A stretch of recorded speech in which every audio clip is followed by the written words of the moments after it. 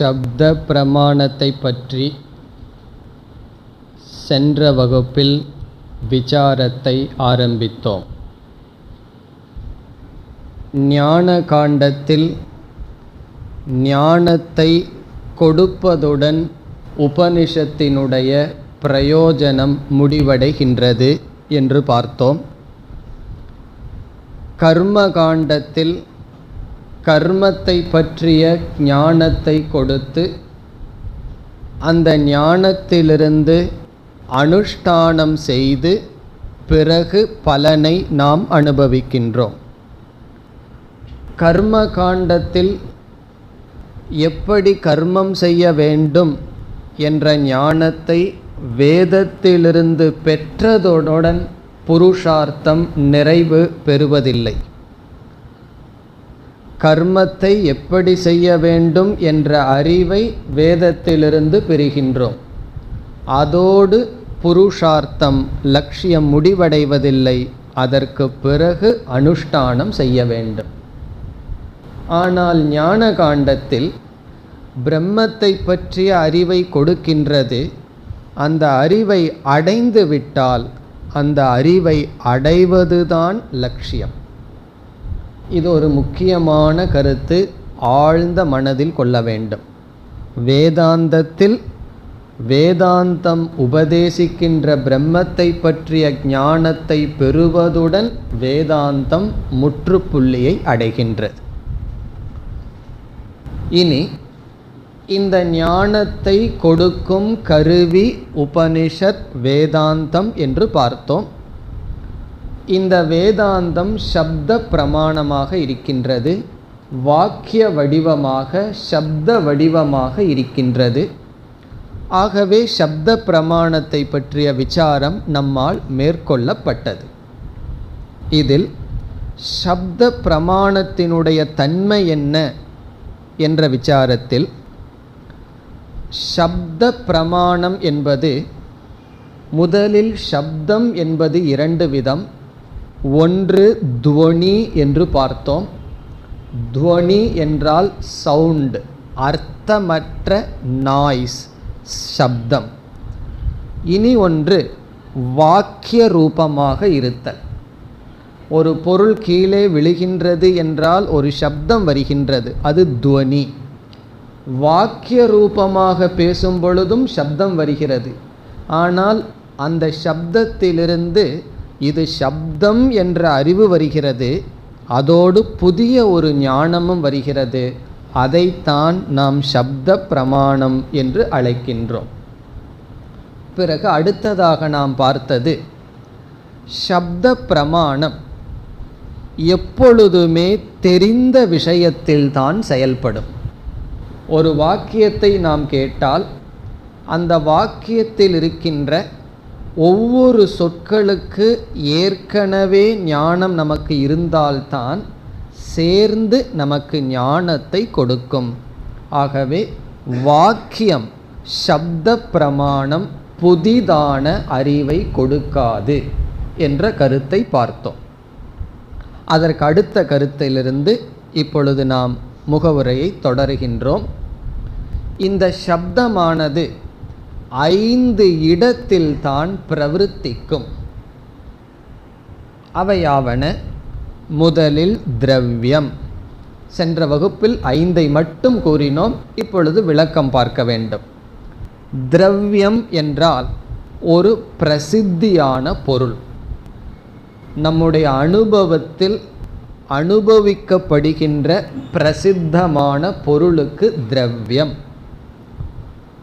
ஆங்கிலத்தில் சப்ஸ்டன்ஸ் என்று சொல்லப்படுகிறது.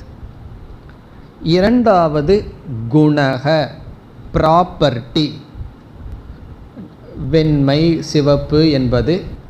பிறகு நீளமானது, குறுகியது, இப்படிப்பட்ட குணங்கள். மூன்றாவது கிரியா, செயல், ஆக்ஷன். நான்காவது ஜாதிகி. ஜாதிகி என்பதை பிறகு விளக்கம் பார்க்கலாம். ஐந்தாவது சம்பந்தக, ரிலேஷன்ஷிப். சம்பந்தம் அது தமிழ்லேயே நம்ம பயன்படுத்துகிற வார்த்தைகள். இனி இந்த ஐந்தையும் சுருக்கமாக பார்க்கலாம்.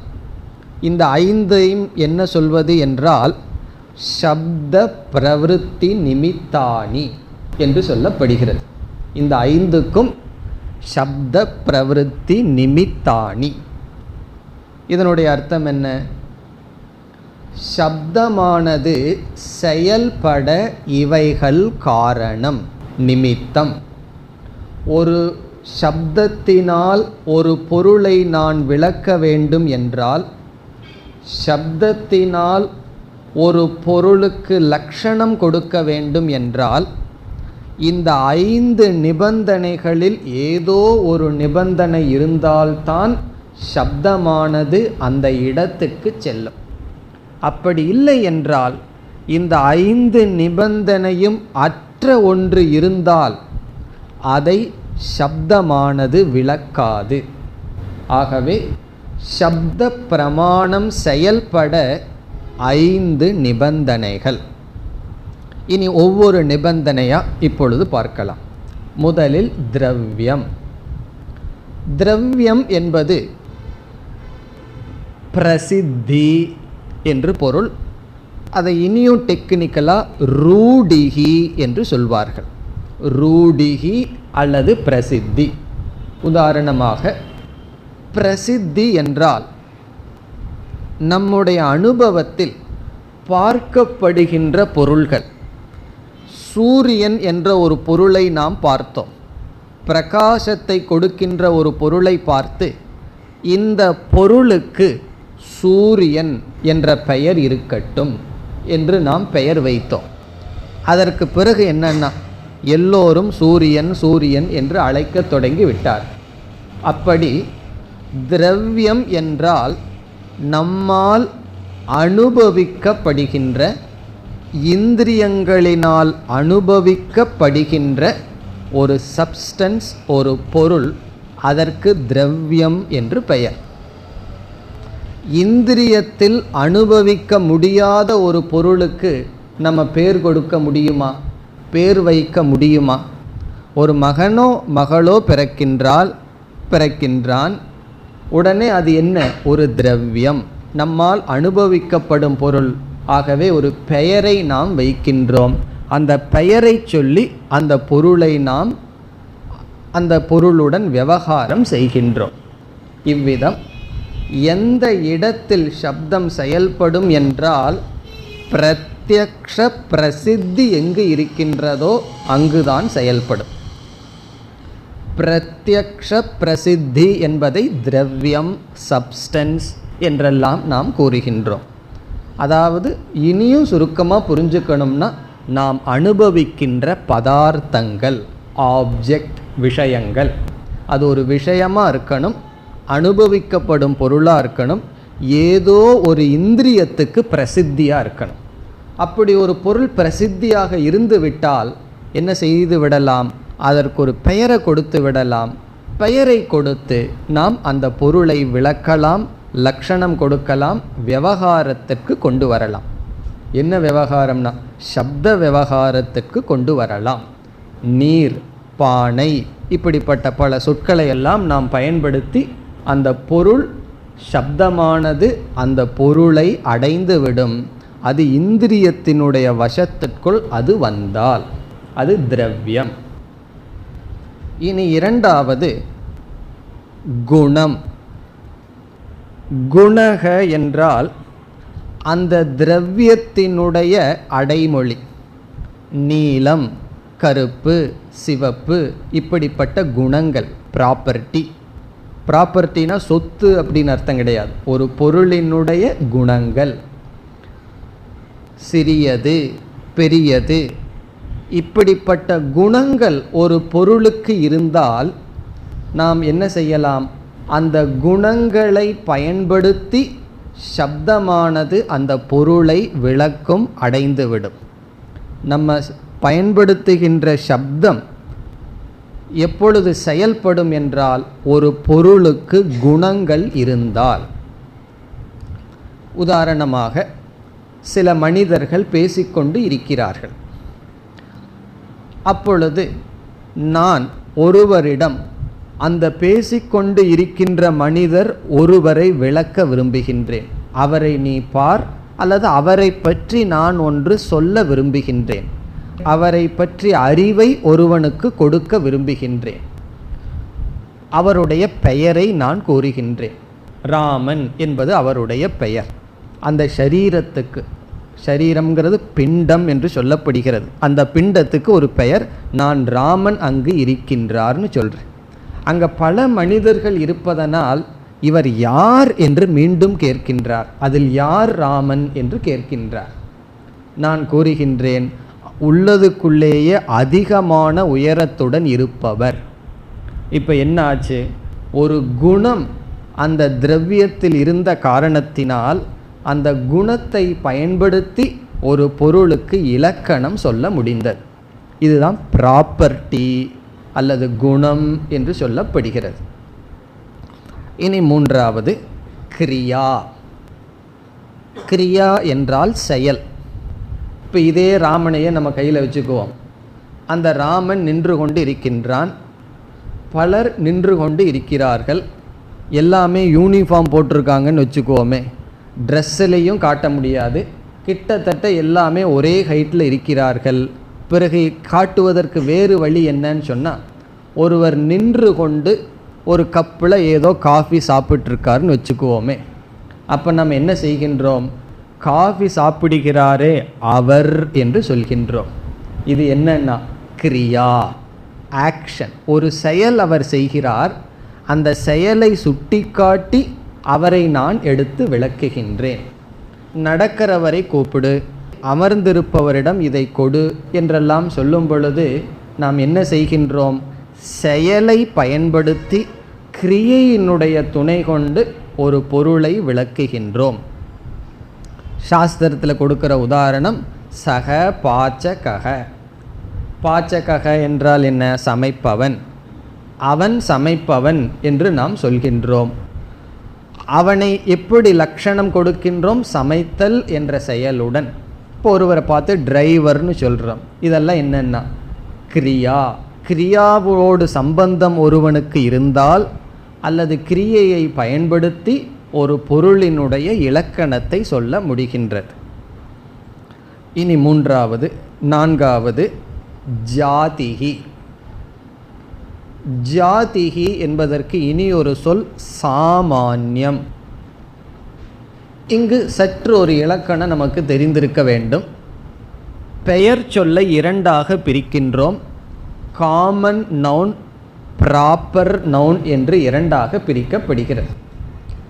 அதாவது மனிதன் என்ற சொல்லை சொன்னால் அது யாரை குறிக்கும்? பொதுவாக எல்லோரையும் குறிக்கும். காகம் என்று சொன்னால் ஒரு பறவையை குறிக்கும். பறவை என்ற சொல் எதை குறிக்கின்றது? எல்லா பறவைகளையும் குறிக்கின்றது. பசு என்பது எல்லா பசுவையும் குறிக்கின்றது. அப்படி எல்லா பசுவையும் குறிப்பதற்கு காரணம் அந்த பசுவிடம் பசு என்ற தன்மை இருக்கின்ற காரணத்தினால். ஆகவே ஜாதிகி என்றால் மனித தன்மை, பசுத்துவம், கோத்துவம் என்றெல்லாம் சொல்வது. அந்த மனிதனை நீ அலை என்று நான் சொல்லும் பொழுது அங்கே மிருகங்களெல்லாம் சிலது இருக்கின்றது. அந்த மனிதனை நீ பார் என்று சொன்னால் அங்கு அவருடைய பெயரை சொல்லவில்லை, குணங்களை சொல்லவில்லை, கிரியையை பயன்படுத்தவில்லை, ஜாதியை பயன்படுத்தி புரிந்து கொள்கின்றோம். இங்கு ஜாதி என்றால் சாதாரண பிரசித்தமான அர்த்தம், அவர் இந்த ஜாதி அந்த ஜாதின்னு அர்த்தம் கிடையாது. ஜாதி என்பது காமன் நவுன், மனிதன், பறவை, இப்படிப்பட்ட பொதுவான நவுன் பெயர் சொல், பொது பெயர் சொல். அதை ஜாதி என்று சொல்லப்படுகிறது. இனி இறுதியாக சம்பந்தக என்றால் ரிலேஷன்ஷிப். ஒரு பொருள் இனி ஒரு பொருளோடு சம்பந்தப்பட்டிருந்தால் சம்பந்தத்தின் துணை கொண்டு வாக்கானது, வாக்கியமானது அந்த பொருளை அடைந்துவிடும். உதாரணமாக அவர் தந்தை, அவர் மகன் என்றெல்லாம் சொல்லும் பொழுது உறவுடன் சம்பந்தத்துடன் ஒரு பொருளை நாம் விளக்குகின்றோம். அல்லது இவருக்கு பக்கத்தில் இருக்கின்றவர் என்று சொன்னால் என்ன, அதுவும் சம்பந்தம். பசுவை போன்றது இது என்றெல்லாம் நாம் சொல்லும் பொழுது சிமிலாரிட்டி, சம்பந்தத்தை சொல்லி நாம் ஒரு பொருளை விளக்குகின்றோம். இதிலிருந்து இந்த ஐந்தும் திரவியம், குணக, கிரியா, ஜாதிகி, சம்பந்தக, இந்த ஐந்தும் எந்த இடத்தில் இருக்கின்றதோ அந்த இடத்தில் சப்தமானது செயல்படும். இந்த ஐந்தும் இல்லாத இடம் சப்தத்தினால் செல்ல முடியாத இடம். இது சப்த பிரமாணத்தினுடைய இனி ஒரு அம்சம். சப்த பிரமாணத்தினுடைய முதல் அம்சம் என்ன? சப்த பிரமாணம் நமக்கு தெரிந்த அறிவைத்தான் கொடுக்கும். சப்த பிரமாணத்தினுடைய இரண்டாவது அம்சம், ஐந்து இடத்தில் தான் அது செயல்படும். தெரிந்த பொருளை பற்றி கொடுப்பது சப்த பிரமாணம், இந்த ஐந்து இடத்தில் மட்டும் செயல்படுவது சப்த பிரமாணம். இனி அடுத்த விசாரத்திற்கு செல்கின்றோம். அடுத்த விசாரம் என்னவென்றால், இந்த சப்த பிரமாணமானது பிரம்மத்தை விளக்க வேண்டும். உபனிஷத் ரூபமான சப்த பிரமாணம் இப்பொழுது பிரம்மத்தை விளக்க வேண்டிய சூழ்நிலையில் இருக்கின்றது. அதுக்கு ஏன் அப்படி ஒரு சூழ்நிலை வந்து விட்டது என்றால், கர்மகாண்டத்தில் இருக்கின்ற சப்த பிரமாணம் எப்படி கர்மம் செய்யணுங்கிற ஞானத்தை கொடுத்துருக்கு. அதனால் ஒருவன் மோட்சத்தை அடையவில்லை. வேதாந்தம் என்று சொல்லப்படுகின்ற உபனிஷத், அந்த உபனிஷத்தானது பிரம்ம என்ற தத்துவத்தை நமக்கு கொடுக்க வேண்டும். அப்படி கொடுத்தால் அந்த ஞானத்தை அடைந்து ஒருவன் மோட்சத்தை அடைய வேண்டும். இப்போ நாம் மோட்சத்தை அடைய உபனிஷத் பிரம்மத்தை பிரகாசப்படுத்த வேண்டும். சப்த பிரமாணத்தினுடைய நிலை இப்படி இருக்கின்றது. தெரிஞ்சதைத்தான் அது விளக்க முடியும். இந்த ஐந்து இடம் எங்கே இருக்கோ அங்கே தான் சப்தம் செல்லுபடி ஆகும். நிமித்தானின்னு சொன்னால் அதெல்லாம் எங்கிட்ட செல்லுபடி ஆகாதுன்னு சொல்லுவாங்க தெரியுமோ, உன் வேலையெல்லாம் எங்கிட்ட நடக்காதுன்னு சொல்லுவார்கள். அப்படி இந்த சப்த பிரமாணம் நடக்க வேண்டுமென்றால் ஐந்து நிபந்தனை இருக்கணும். இப்படிப்பட்ட குணத்தை உடைய சப்த பிரமாணம் பிரம்மத்தை விளக்கும் பொழுது மூன்று விதமான நெருக்கடி வருகின்றது. சப்த பிரமாணத்திற்கு மூன்று டிஃபிகல்ட்டிஸை, மூன்று கஷ்டத்தை, நெருக்கடியை சப்த பிரமாணம் சந்திக்க வேண்டிய இருக்கின்றது. எப்பொழுதுனா அது பிரம்மத்தை விளக்க விரும்பும் பொழுது. இந்த லோக்கலில் இருக்கிற ஏதாவது ஒரு பொருள் அது சப்தம் விளக்கணும்னு சொன்னால் ஒரு கஷ்டமும் இல்லாமல் விளக்கிடும். பிரம்மத்தை விளக்க முயற்சி செய்யும் பொழுது சப்த பிரமாணம் மூன்று விதமான சங்கடத்தை சந்திக்கின்றது. அவை என்னென்ன என்று நாம் பார்த்து பிறகு ஒவ்வொரு சங்கடத்தையும் சப்த பிரமாணம் எப்படி தாண்டி செல்கிறது, தாண்டி சென்று பிரம்மத்தை எப்படி விளக்குகிறது என்பதுதான் இனிமேல் நாம் பார்க்க போகின்ற விளக்கம்.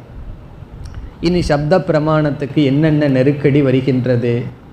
எப்பொழுது நான் பிரம்மத்தை விளக்க வரும் பொழுது, அது பிரம்மத்தை விளக்காமல் வேற எதையாவது சொர்க்கத்தையோ அல்லது இந்த உலகத்தில் இருக்கிற ஒன்றையோ விளக்கிட்டு இருக்கிற வரைக்கும் ஒரு கஷ்டமும் கிடையாது.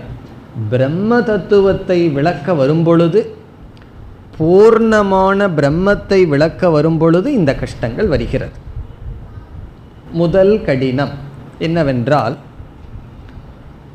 சாதகனுக்கு பிரம்மத்தை பற்றிய ஞானம் இப்பொழுது கிடையாது. ஒரு சாதகன் உபனிஷத் படிக்க வரும் பொழுது ஏற்கனவே பிரம்மத்தை தெரிஞ்சிட்டு வர்றாரா, பிரம்மத்தை தெரியாமல் வர்றாரா? பிரம்மத்தை தெரிஞ்சா ஏன் வர வேண்டும்? பிரம்மத்தை தெரியவில்லை, ஆகவே வேதாந்திடம் நாம் செல்கின்றோம். இப்போ வேதாந்தத்திடம் ஏன் நாம் செல்கின்றோம்? பிரம்மத்தை பற்றிய அறிவு எனக்கு இல்லை, அந்த அறிவை அடைந்தால் மோட்சம் அடையப்படுகிறது, ஆகவே அந்த பிரம்மத்தை தெரிந்து கொள்ள நான் வேதாந்தத்திற்கு வருகின்றேன். அப்படி என்றால் பிரம்ம என்பது புதிதான விஷயமா தெரிந்த விஷயமா தெரியாத விஷயமா என்றால் அறியாத விஷயம், புதிய விஷயம் மாணவனுடைய மனதில். சப்தத்தினுடைய தன்மை என்ன?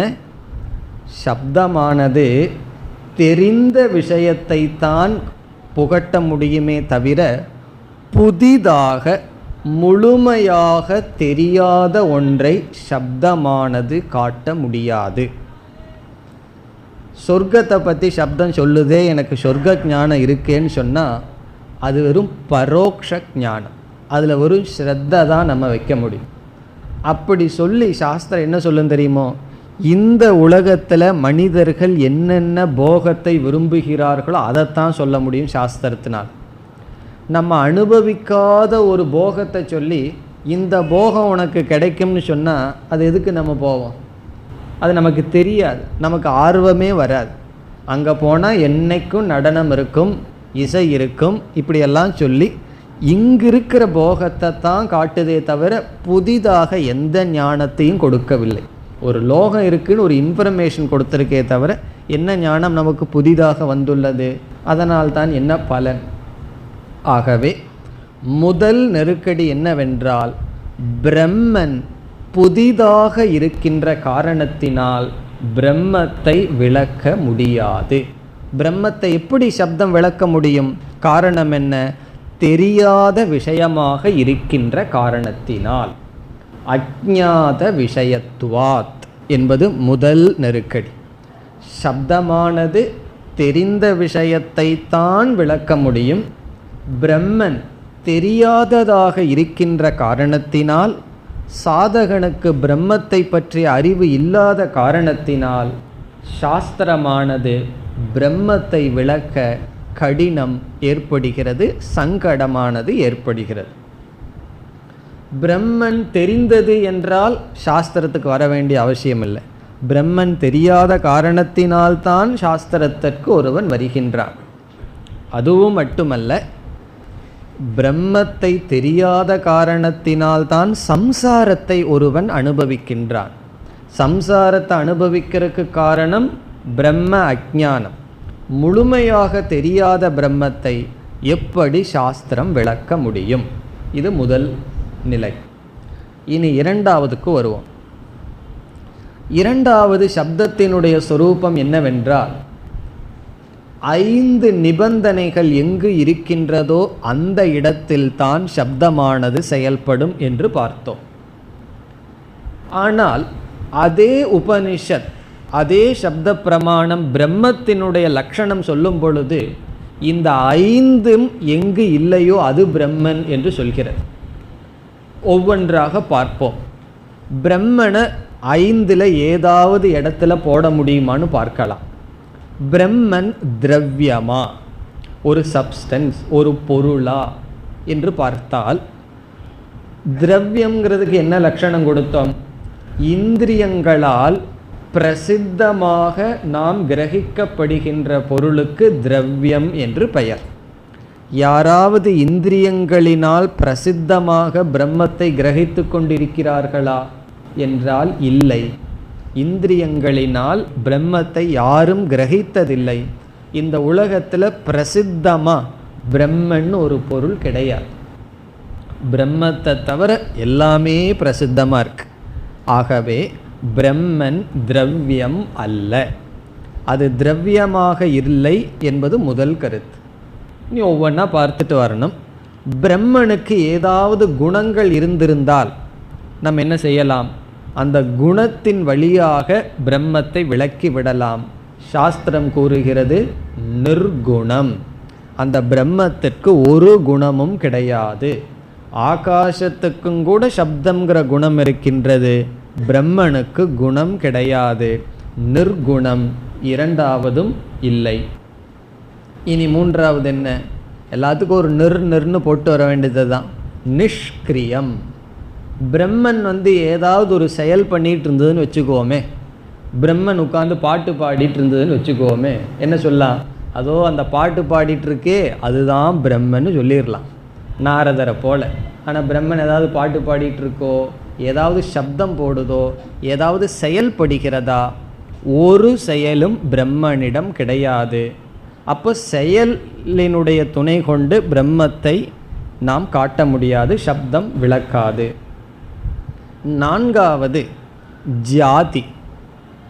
எதற்கு ஜாதி இருக்கும் என்றால், எங்கு ஒன்றுக்கு மேல் இருக்குமோ அங்கே தான் ஜாதி இருக்கும்.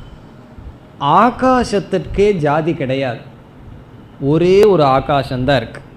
ஒரே ஒரு ஆகாசம் இருந்தால் ஆகாசத்துக்கு ஜாதி கிடையாது. இப்போ 2-3 பசு இருக்கிறதுனால தான் கோத்துவம் பசு என்ற தன்மைன்னு சொல்ல முடியும். உலகத்தில் ஒரே ஒரு பசு இருந்ததுன்னா ஜாதி எப்படி சொல்ல முடியும்? இருக்கிறது தான் ஒன்றாச்சே. அவ்விதத்தில் சாஸ்திரம் என்ன சொல்லுது? ஏகமேவ அத்விதீயம்னு சொல்கிறதுனால அந்த பிரம்மன் ஒன்று என்று சொன்ன காரணத்தினால் பிரம்மனுக்கு ஜாதியும் இல்லை.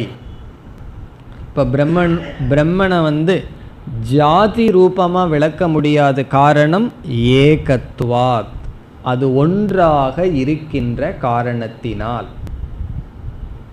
சரி, பிரம்மன் யாராவதோட சம்பந்தம் வச்சிருக்கா?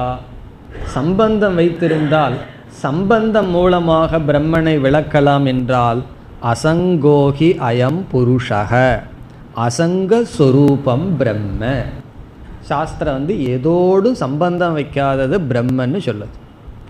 ஆகவே என்னன்னா, அது அத்ரவ்யம் அப்பிரசித்திகி, பிரம்மன் பிரசித்தியாக இல்லாத காரணத்தினால் திரவியம் அல்ல. நிர்குணம், குணமும் கிடையாது. நிஷ்கிரியம், அது ஒரு செயலையும் செய்வதில்லை. ஏகம், ஒன்றாக இருக்கின்றது.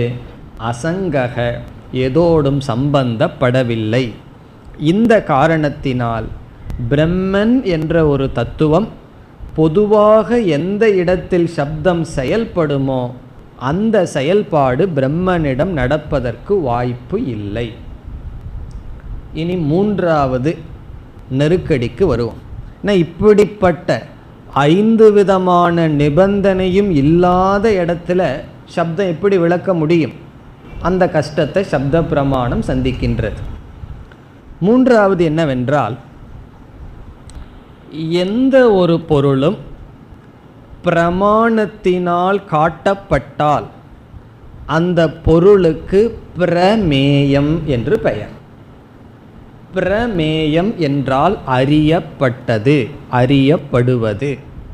இப்போ கண் ஒரு பொருளை காட்டிவிட்டால் அந்த காட்டப்பட்ட பொருளுக்கு பிரமேயம்.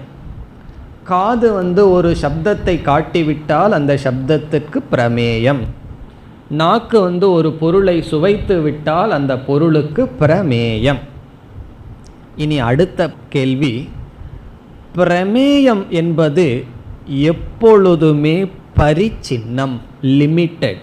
அது ஒரு வரையறுக்கு உட்பட்டதாகத்தான் இருக்கும்.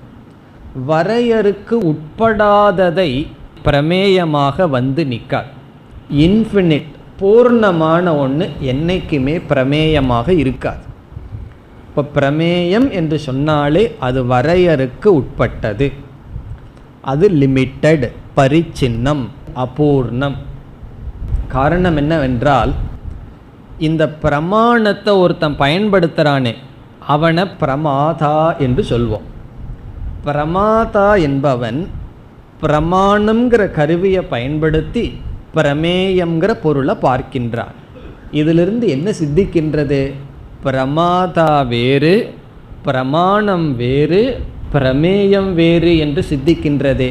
இப்போ இதுலேயே டிவிஷன் விட்டது, பிளவு விட்டது.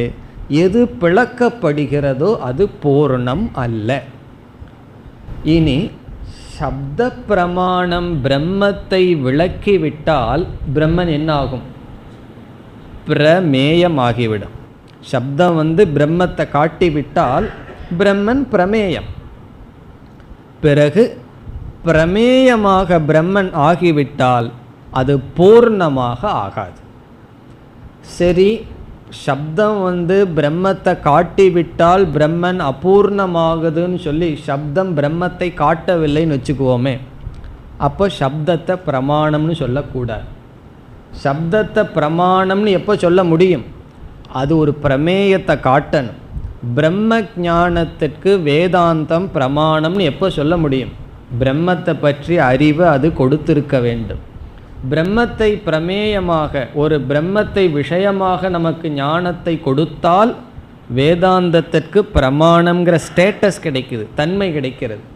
அப்படி தன்மை கிடைக்கும் பொழுது பிரம்மனானது பிரமேயமாகி விடுகிறது, லிமிட்டட், பரிச்சின்னமாகி விடுகிறது. பரிச்சின்னமான ஒரு வஸ்துவை தெரிஞ்சு மோட்சத்தை எப்படி அடைய முடியும்?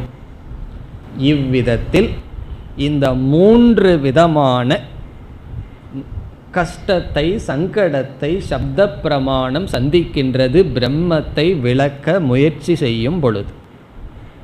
என்னென்ன 3 ஞாபகம் இருக்கோ? முதல் கடினமானது பிரம்மன் புதியதாக இருக்கின்ற காரணத்தினால். இரண்டாவது சப்த பிரவருத்தி நிமித்தமான 5 நிபந்தனைகளும் இல்லாத காரணத்தினால். மூன்றாவது பிரம்மன் விஷயமாக ஆகிவிட்டால் அது பரிச்சின்னமாக ஆகிவிடும். இந்த 3 விதமான சங்கடத்தையும் தாண்டி என்ன செய்ய வேண்டும்? சப்தமானது பிரம்மத்தை விளக்க வேண்டும். நம்ம விளக்குகின்றதுன்னு எஸ்டாப்ளிஷ் பண்ணாதான் வகுப்பு வேண்டியதுதான். எதுக்கு கிளாஸு, எதுக்கு விளக்கம், எதுக்கு உபனிஷத் படிக்கிறது? காரணம், உபனிஷத்தை பிரமாணம்னு நம்ம ஏற்றுக்கொள்ள வேண்டும் என்றால் அதில் பிரமாணம்ங்கிற புத்தியோடு அது செல்லணும்னு சொன்னால் என்ன கஷ்டம் வந்தாலும் அதை தாண்டி உபனிஷத் பிரம்மத்தை விளக்கியாக வேண்டும். இனி ஒவ்வொன்றாக பார்க்கலாம். எப்படி இந்த சங்கடங்களை உபனிஷத் தீர்வு காணுகிறது. முதல் நிலைக்கு வருவோம். பதிலை சொன்னால் ஒவ்வொன்றும் தமாஷா தெரியும் நமக்கு பதில். முதல் பதில் என்ன? முதல் சங்கடம் என்ன? அதுக்குள்ளே முதல் சங்கடத்தை மறந்துடக்கூடாது. அப்புறம் முதல் பதில் சங்கடமாயிரும். என்ன முதல் சங்கடம்? புதிதான பொருளை சப்த பிரமாணம் விளக்க முடியாது. தெரிந்த பொருளைத்தான் விளக்க முடியும். அது ஒரு நிபந்தனை. சரி, இருந்துட்டு போகட்டுமே, தெரிந்த பொருளையே விளக்கட்டுமே என்று நம்ம சொல்லிடலாம். பிரம்மன் தெரிஞ்ச பொருளேன்னா உனக்கு எங்கே தெரிஞ்சுது, எப்போ தெரிஞ்சதுன்னு கேட்க ஆரம்பிச்சிடும். சரி, தெரிஞ்சதுன்னா எதுக்கு சப்தத்துக்கிட்ட வர்றேன்? சப்தத்தினாலையும் விளக்க முடியும், வேறு விஷயத்திலையும் பிரம்மன் தெரியும்னு சொன்னால் வேறு எங்காவது போய் தெரிஞ்சுக்க வேண்டியதானே, எதற்கு சப்தத்துக்கு வர வேண்டும் என்ற கேள்வி வரும். நம்முடைய பதில், பிரம்மன் புதியது, அதே சமயம் தெரிந்தது. அது புதியதாகவும் இருக்கின்றது, அறிந்ததாகவும் இருக்கின்றது. ரெண்டு சேர்ந்து பிரம்மனுடைய சொரூபம். பிரம்மன் புதியதாகவும் இருக்கின்றது, அதே சமயத்தில் அறிந்ததாகவும் இருக்கின்றது. இப்படி சொல்கிறதுனால உங்களுக்கு என்ன கிடைச்சதுன்னா, பிரம்மன் தெரிஞ்சதாகவும் இருக்குது, தெரியாததாகவும் இருக்குன்னு சொல்லி அதை நம்ம இப்போ நிலைநாட்ட போகிறோம். இப்படி நிலைநாட்டுனா உங்களுக்கு என்ன கிடைக்கும்னா, பிரம்மன் தெரிந்தது என்று சொல்வதிலிருந்து சப்தம் செயல்படும் ஆயிரும். பிரம்மனை தெரிஞ்சதுன்னு சொல்லி நிரூபிச்சிட்டோம்னா சப்தம் செயல்படுறதுக்கு வாய்ப்பு இருக்குது. பிரம்மன் புதியது என்றும் சொல்லி நிரூபித்து விட்டால் நமக்கு புதிதான அறிவு சப்தத்திலிருந்து கிடைக்கின்றதே. ஆகவே சப்தத்தை பயன்படுத்தி ஆகணும் என்ற நிலை வருகிறது. இப்போ சப்தம் பிரம்மத்தை பற்றி நமக்கு புதிய அறிவை கொடுத்தால்தான் பிரம்ம ஞானத்தில் மோட்சம். அப்போ என்னன்னா, பிரம்மன் அறிந்தது, பிரம்மன் அறியாதது தான். அது எப்படி? ஒரு பொருள் ஒரே சமயத்தில் அறிந்ததாகவும் அறியாததாகவும் இருக்க முடியும்? அதாவது புதியவாகவும் அறிந்ததாகவும் எப்படி இருக்க முடியும் என்றால், இந்த நிலை ஒரு இடத்தில் சம்பவிக்கும். ஒரே ஒரு இடத்துல தான் இந்த சூழ்நிலை வரும். பொதுவாக எந்த இடத்துல இது நடக்காது.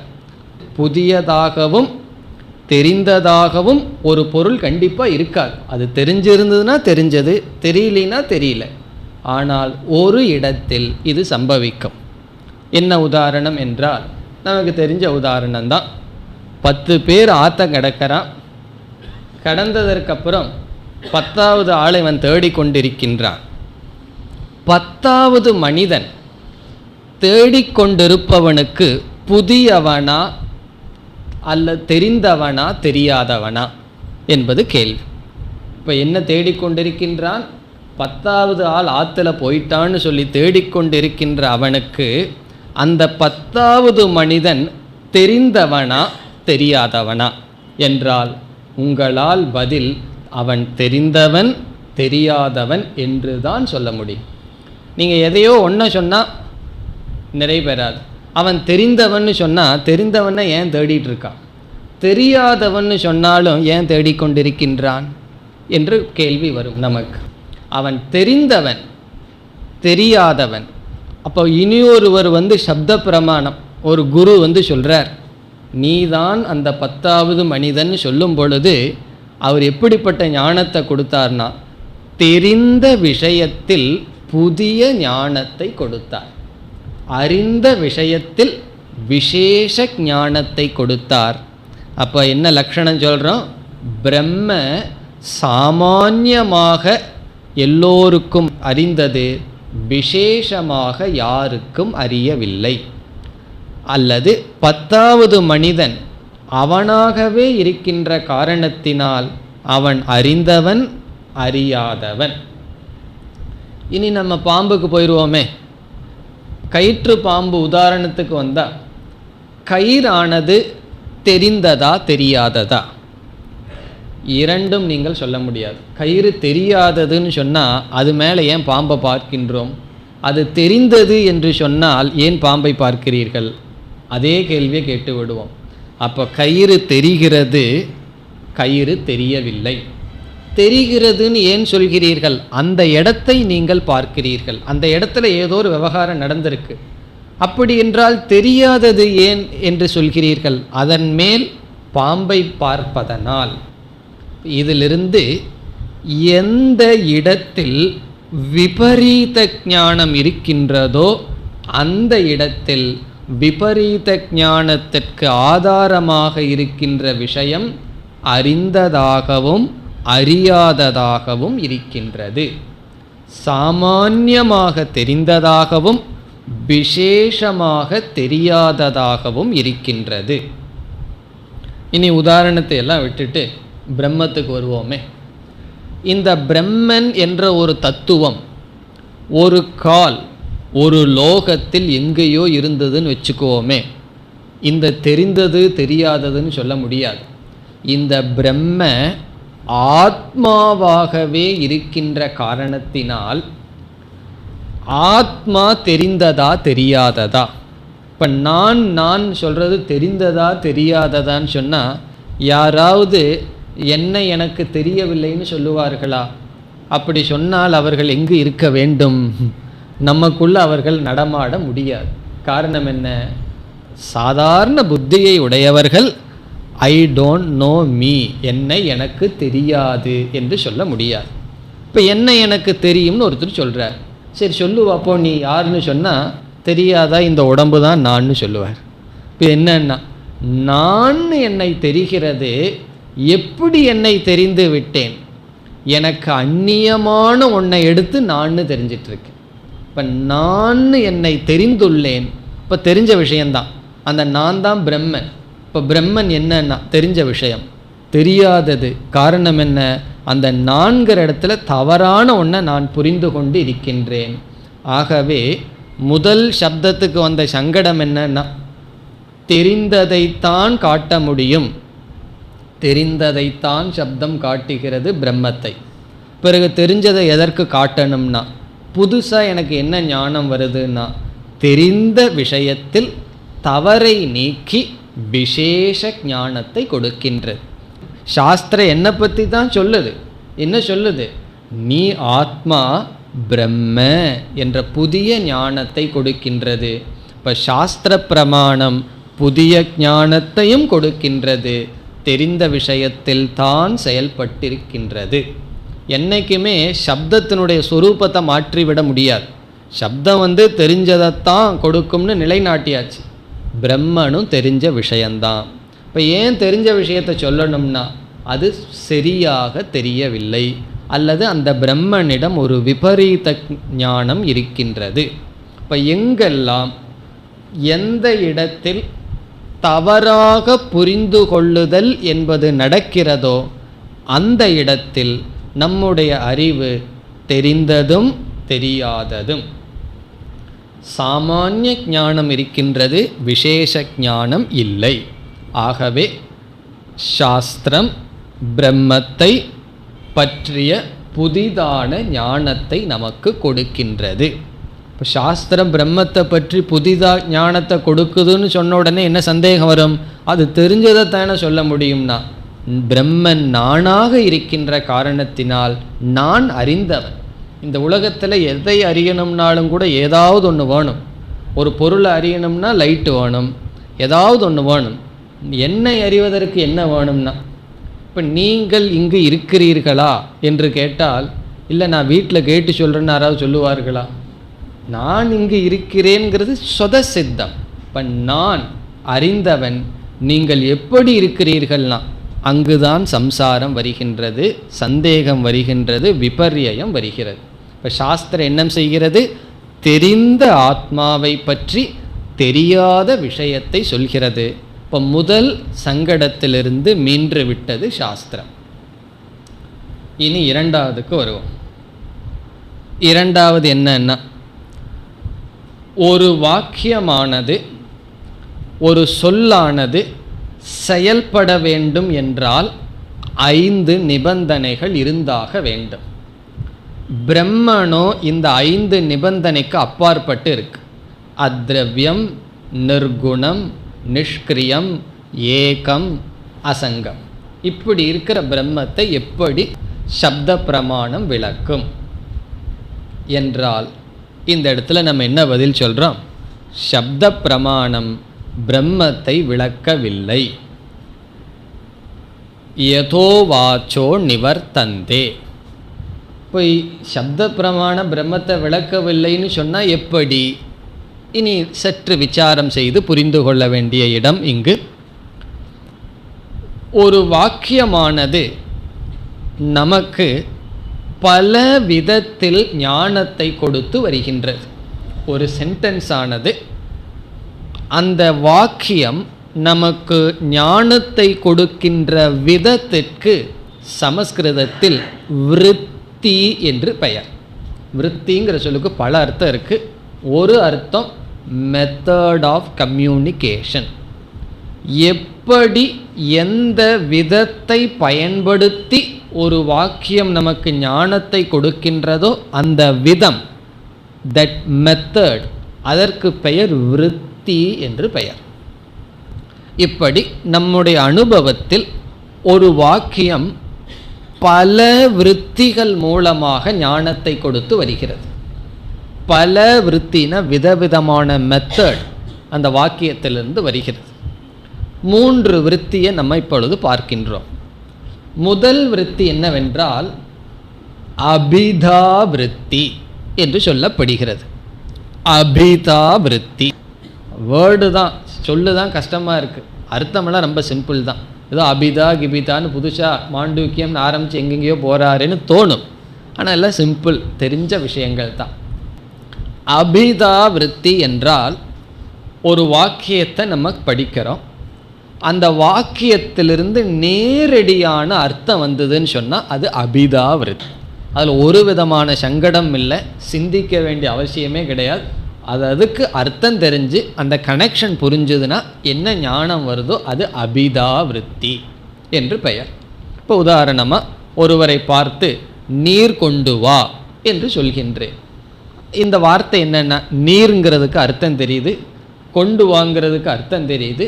இதனுடைய அர்த்தம் என்னென்னா தண்ணீரை கேட்குறாருன்னு சொல்லி அவர் கொண்டு வர்றார். இது அபிதா விருத்தி.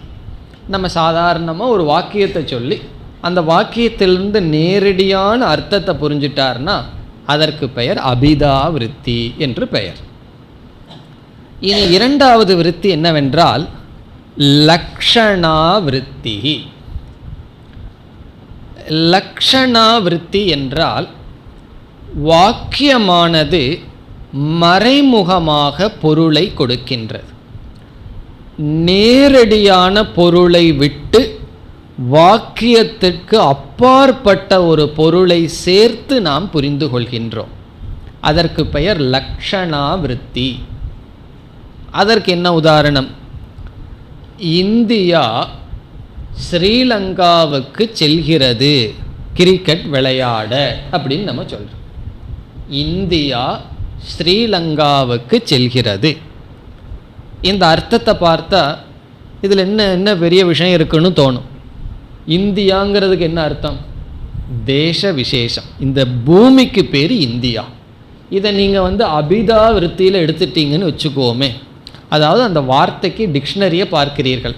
இந்தியா மேப்பு போட்டிருப்பான், இந்த இடம் இவ்வளவு இடத்துக்கு பேர் இந்தியா. ஸ்ரீலங்கா அது ஒரு இடம். செல்கிறதுன்னு என்ன ஆகும்? இந்த இந்தியா அப்படியே அங்கே போகுதுன்னு அர்த்தமாயிரும். அப்போ நம்ம என்ன புரிஞ்சுக்கிறோம்?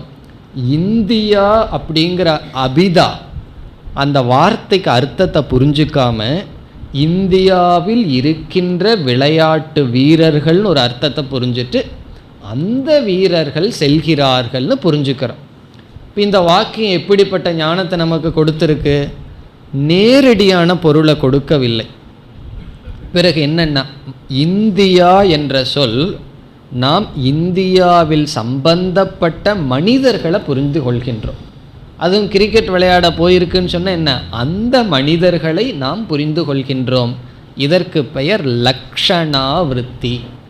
லக்ஷணாவிருத்தி என்றால் அந்த நேரடியான சொல்லை விட்டு அது சம்பந்தப்பட்ட வேறு ஒரு பொருளை எடுத்துக்கிறோம்.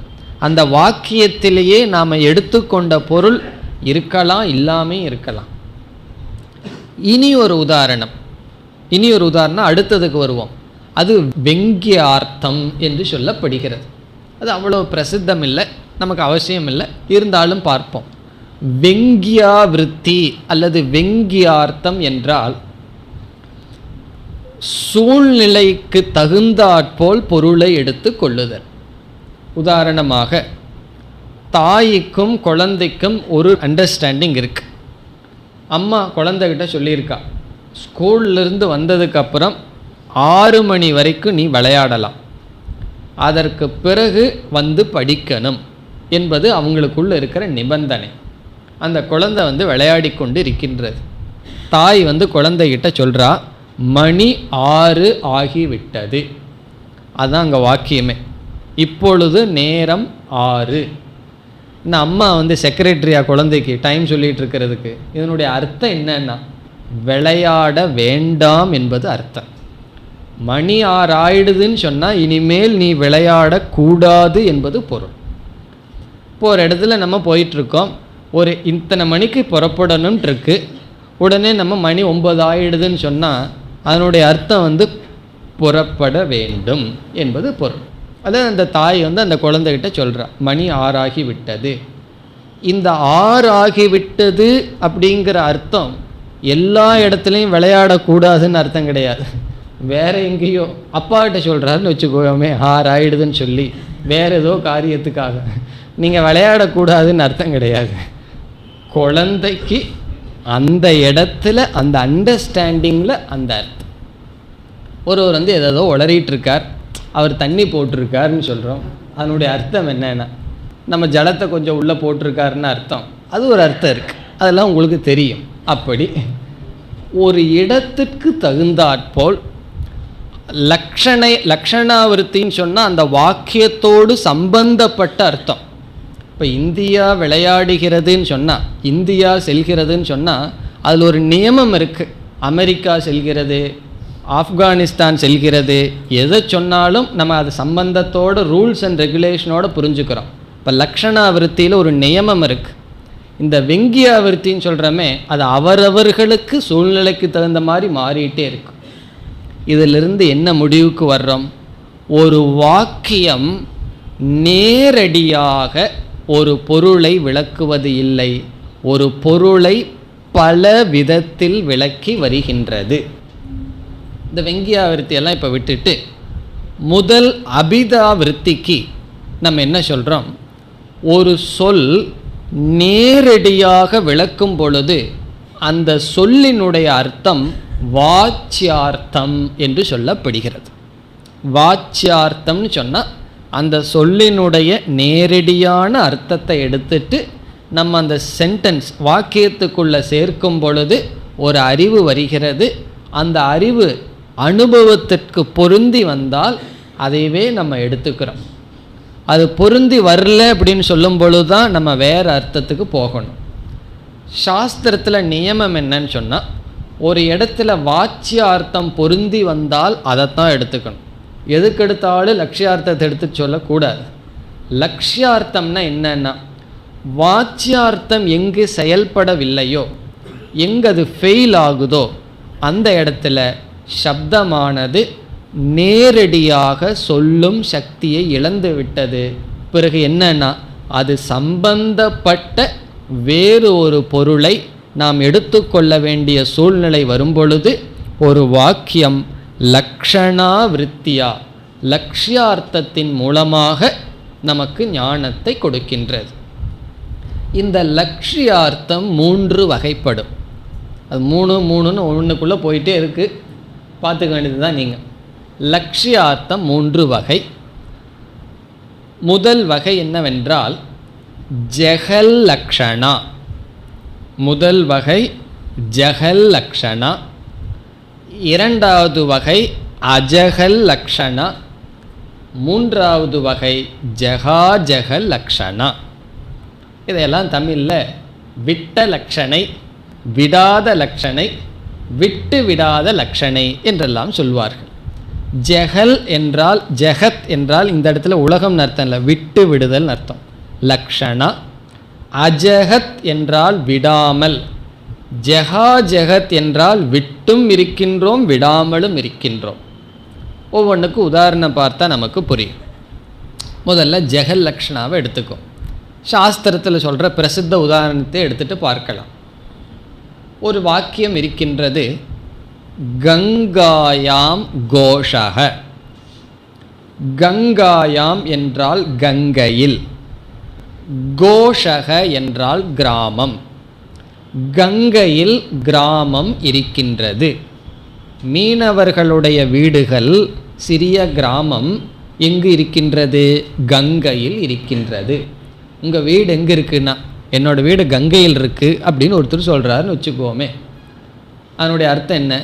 இனி கங்கையினுடைய லட்சணத்துக்கு போகணும்.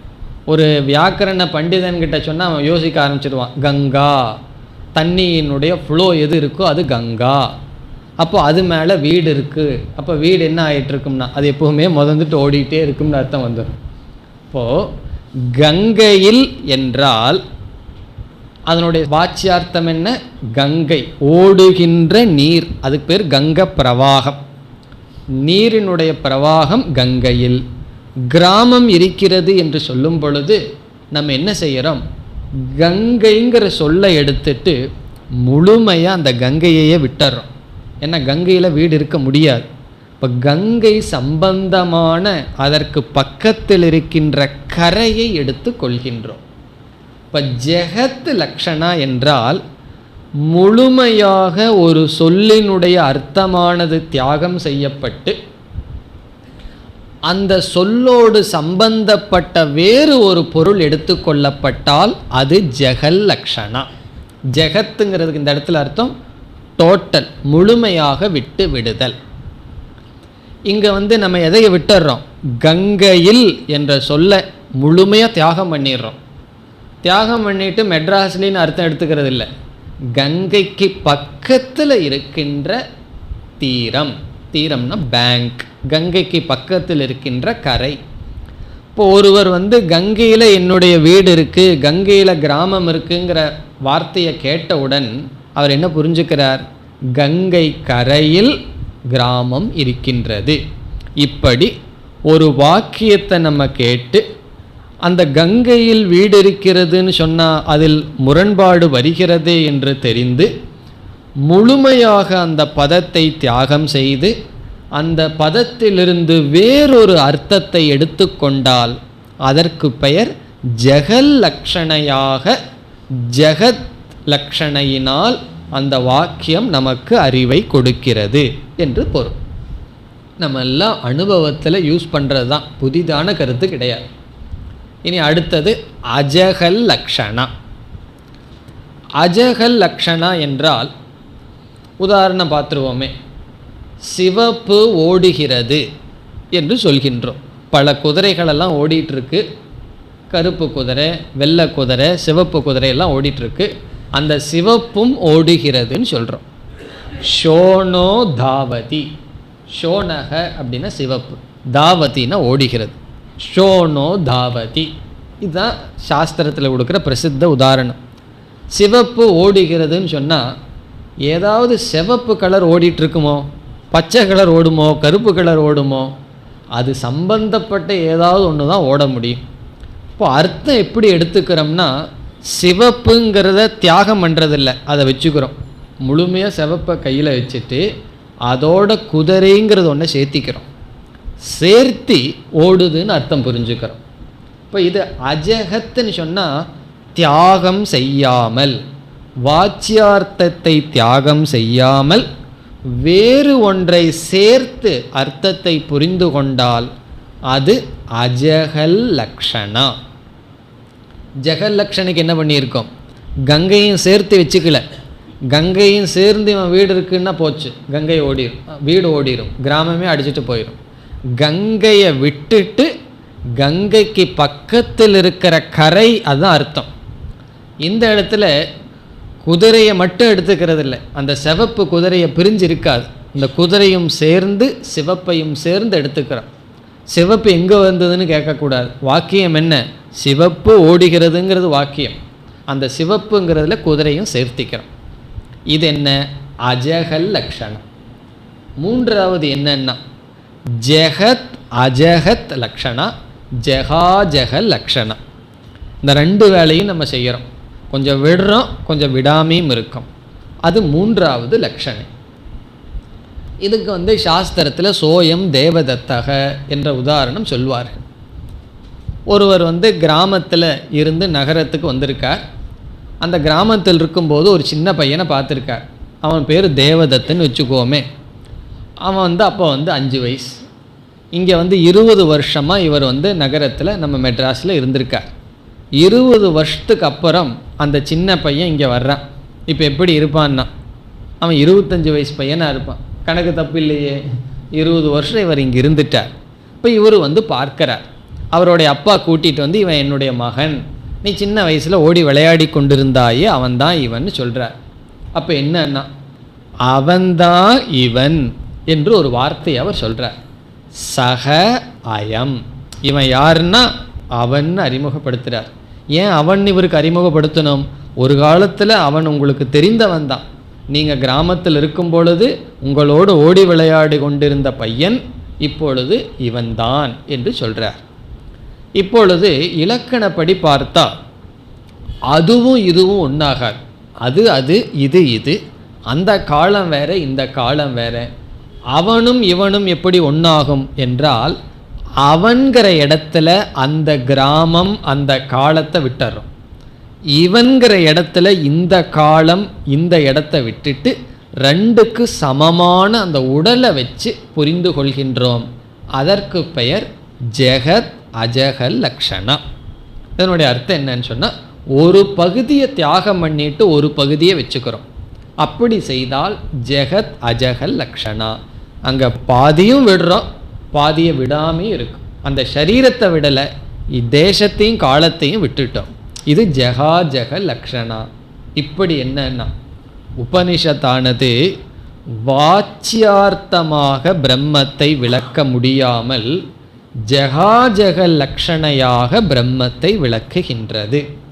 இப்போ இரண்டாவது நெருக்கடி எப்படின்னா, நேரடியாக ஒரு வாச்சியார்த்தமாக அபிதா விருத்தியாக செயல்பட வேண்டும் என்றால்தான் 5 நிபந்தனைகள் தேவை. பிரம்மத்தை விளக்க உபனிஷத் லக்ஷணாவிருத்தியை கையாளுகின்றது. லக்ஷணாவிருத்தினா 2 லக்ஷணம் சொல்லலாம். ஜெகல் லக்ஷணையில் விளக்கலாம், ஜெகாஜக லக்ஷணையில் விளக்கலாம். சாஸ்திரத்தில் பிரசித்தம் ஜெகாஜக லக்ஷணம். அது எப்படி ஜெகாஜக லக்ஷணையில் பிரம்மத்தை விளக்குகின்றது என்பதை அடுத்த வகுப்பில் சிந்திக்கலாம். ஓம் பூர்ணமத பூர்ணமிதம் பூர்ணாத் பூர்ணமுதச்யதே பூர்ணஸ்ய பூர்ணமாதாய பூர்ணமேவாவசிஷ்யதே. ஓம் சாந்தி ஷாந்தி ஷாந்தி.